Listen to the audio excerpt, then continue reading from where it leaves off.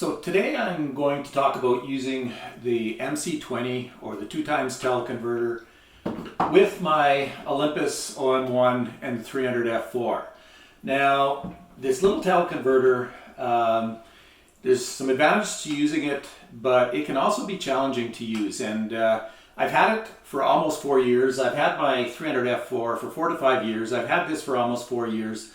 But I hardly ever used it on my EM1 Mark II because I just found it to be a little bit too challenging. Now it's been sitting around, and so I decided that we were going to take a trip to BC and I was going to put this on. I was going to force myself to use this MC20 for all of the birding that we did there. So using it intensively, taking thousands of images with it. So what were the results I got? So in this video I'm going to talk about the advantages of using a teleconverter. I'm going to talk about the disadvantages of using a teleconverter, and if you're familiar with those things, you might want to just skip ahead and find out how I found it affected my autofocus and my image quality, and then my conclusions about will I leave this on my 300 F4 all of the time or not. So if you're interested in buying this 2x teleconverter, I hope this video can help you to make that decision. Okay, so this is a bird that I shot in Panama, and if you look, this is at 25%. So if you put a teleconverter on, basically what you're doing is doubling that. So this is the image you would get with a teleconverter. Now, I could just crop the image. Basically, that's what I would have done with this. So you could just crop the image, but the file size that you'll end up with is a smaller file size. Whereas if you use a teleconverter, you're going to keep the original file size of the picture. So that's the advantage of a teleconverter. However, there has to be some consequences of using a teleconverter, and that's what I'm going to talk about next.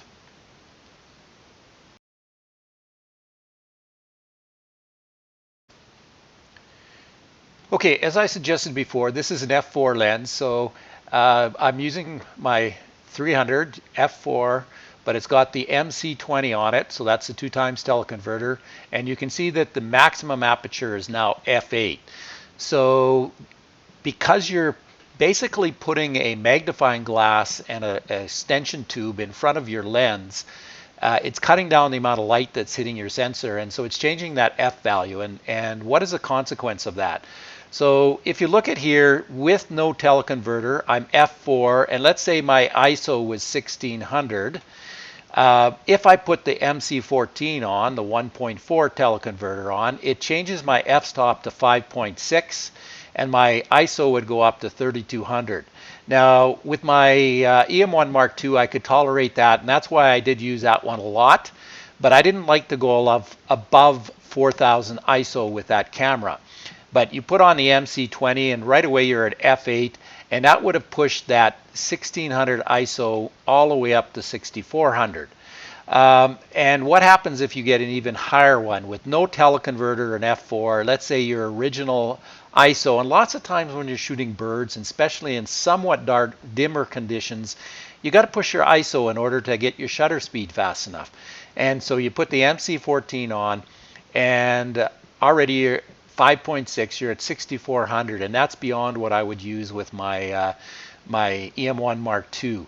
But now with the OM1 with the MC20 on in f8, I'm at 12,800, and that's the highest I will tolerate with that camera. But you can see that it's tolerable. So that's why I decided I should try using this one. But you need to understand the implications for high ISO shooting when you put that teleconverter on.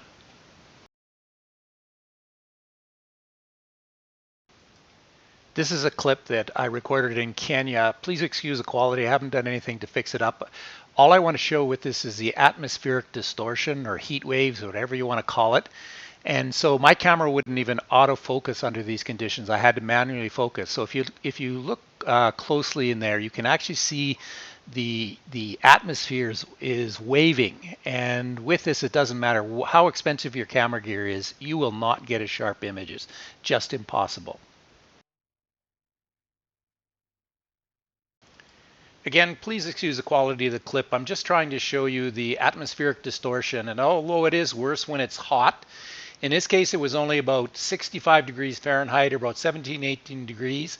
But there's a big differential between the ground, which is being heated by the sun, and the water is very cold just off Vancouver Island. So in this case, we were still getting atmospheric distortion.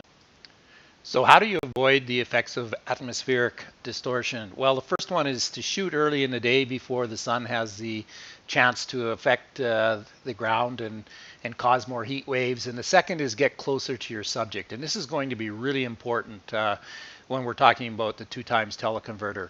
The closer you are, the less distortion has an effect. The farther you are, the greater the effects of distortion.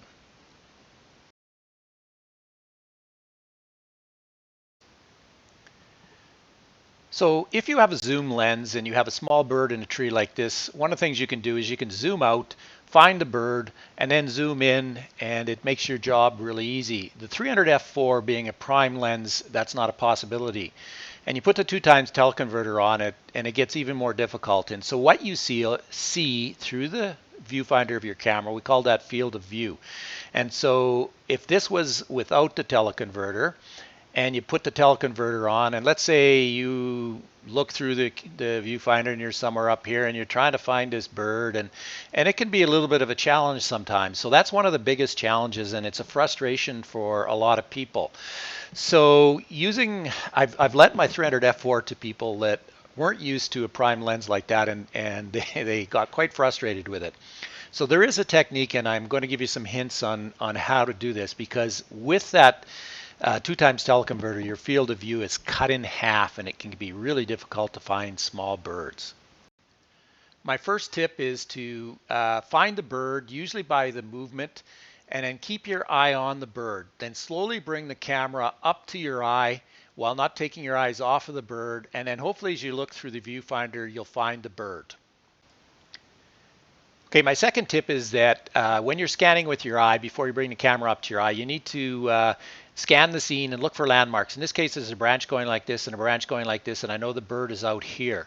So this might be what you see with your naked eye, and you bring the camera up, and you might be really unlucky and you miss the bird, and you're somewhere over here. And so you start looking, you know, okay, I know that he was down, okay, he was there on that branch, and you follow the branch up and you find a bird. And so you need to bring that camera up to your eye, do that fairly quickly, and scan the scene to find that bird and look for landmarks. And the faster you learn how to do that, and it does take some practice, so the faster you learn how to do that, the more success you're going to have to find birds, because they do not stay in that tree for very long. They move around constantly.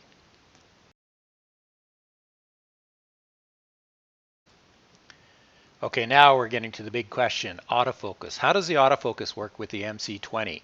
Now on my M1 Mark II, that's where I had a bit of an issue, especially for birds in flight. It wasn't the best without a teleconverter. Putting the MC20 on made it virtually impossible. So how does it work on my OM1 now? So this is a pygmy nuthatch. It's an extremely tiny bird. And I was actually amazed at the autofocus. Like, we are at f8 now. And this is a tiny little bird, and the camera just grabbed it, no problem at all. And I'm almost going to go one step further and say, because this bird was bigger in the image, and you see the eye there, the bird detection was able to grab that bird and grab the eye easier than it would have without the teleconverter, because it filled more of the frame. So for a stationary bird like this, and this one here, you can see it's in deep shade. It was actually ISO 12,800. And so this was a much bigger challenge for the camera, and eyes even partly covered, no problem. It just focused instantly on this bird. And what about flying birds? Well, this one, I have motion blur. Please ignore that. He was on this stick, and I didn't have fast enough shutter speed, and all of a sudden he took off, and so I just clicked a couple pictures, but camera just locked on and just hung on, even with the MC20 on. And finally, so birds in flight, more of a challenge, and the camera had no trouble. And I'm just going to switch and take you to Lightroom now for a second, because this is where I took some pictures of some eagles that were there flying away, and you'll see this one is a long distance, and I'm going to show you the image quality in a little while, and it's not the best because he is a couple hundred meters away. He's a long ways away, but yet the autofocus just grabbed him, hung on, no problem whatsoever.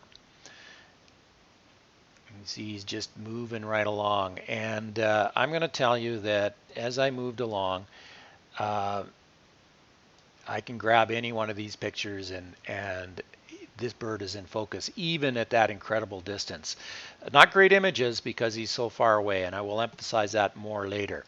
Now this is one that was just the right distance for taking pictures, and you can see that again, camera grabbed him and he's flying along, and he got quite close, and I mean he's almost filling the frame, which is what you like to do, but you can see the challenge I had was keeping up with this bird, and in fact he jumps out of my frame because I couldn't keep him in the frame. That field of view is just so small, but I have almost nothing here, and he's sharp. Like the camera didn't lose him. As long as the camera could get a little piece of him, the camera tracked him. And so with the MC20 on, birds in flight, not a problem at all. So the autofocus system of this camera, um, I'm not worried anymore about autofocus with this camera and the MC20 on. Every image that I took is nice and sharp. Not one of them. I'm going to say, well, I'm sure if I go through a couple, but I'm well over 80% sharp images here, tack sharp images. And so the autofocus system with the MC20 on is no challenge at all.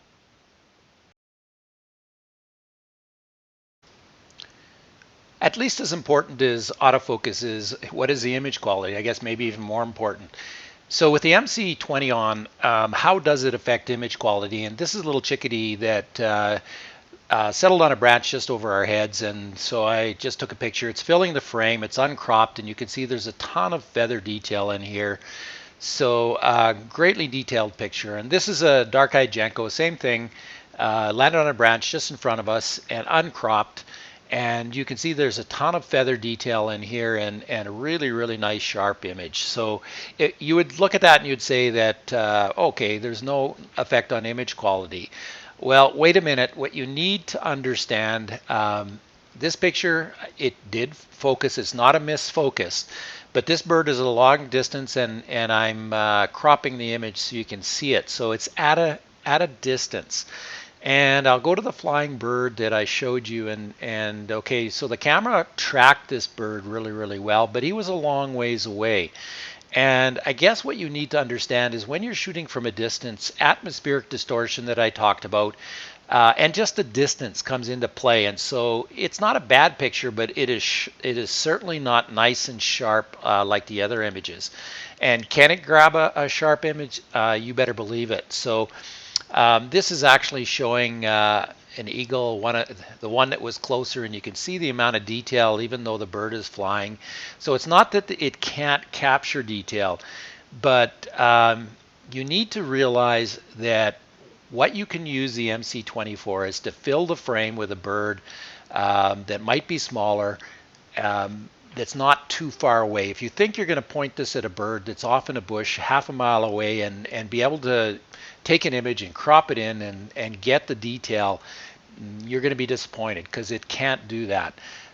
Distance just has an effect on your images.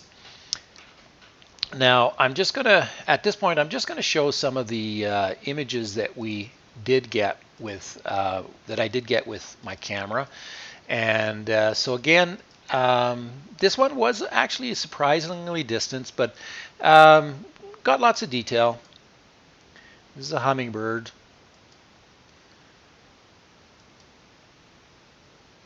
This guy was in deep shadows, and so little motion blur, wasn't fast enough shutter speed, but again, good image quality. This is a little baby calling to his mom, and it was really fun watching these guys.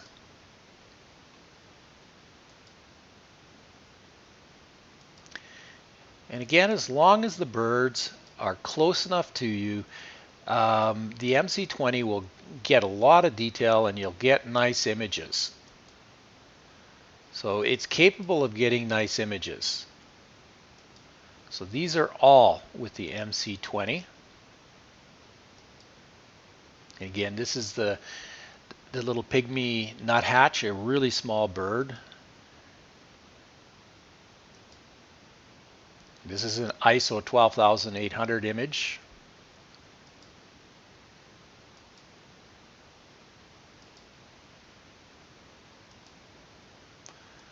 So again, you can get great images with the MC20, but you know, temper your expectations. If you think you're going to shoot birds from a long, long distance with this lens, if that's your goal for it, you're going to be disappointed in your results. It's just no camera can capture an image at that kind of distance if there's any kind of atmospheric distortion at all. So use it to try and get a small bird that you can't quite get close enough, but it's not filling the frame, and you want to be able to fill the frame, and that's when you should consider the MC20. So in conclusion, will this MC20 live on my camera now when I go birding? And the definite answer is no, it will not. When I go birding, one of my goals is always to get birds in flights. And you can see from my video in earlier parts how difficult it is to keep birds in flight in that very shallow field of view. It's just hard to track them. The other thing is birds in flight need a real high shutter speed, and it just pushes your ISO up too high. So no, it won't live on my camera. Having said that, I definitely feel very confident now using it. And they make this nice little carrying package with a clip on it. I can just clip onto my belt. And so I'll definitely be carrying it with me now. And when I'm shooting birds that are just a little bit further away than I'd like to be and the light is decent and I'm not looking at flight shots, I'll quickly put that on my camera and I'll be able to get that extra reach that I want. So is it worthwhile? That's something I guess that everyone will have to decide. Do you think you will use it enough to make it worth the investment? It's not really expensive, but it is something that is probably going to sit in my bag or my pouch, whatever, most of the time and won't get used exclusively. So it's nice to have. Is it a need to have? And everybody's going to have to decide that for themselves.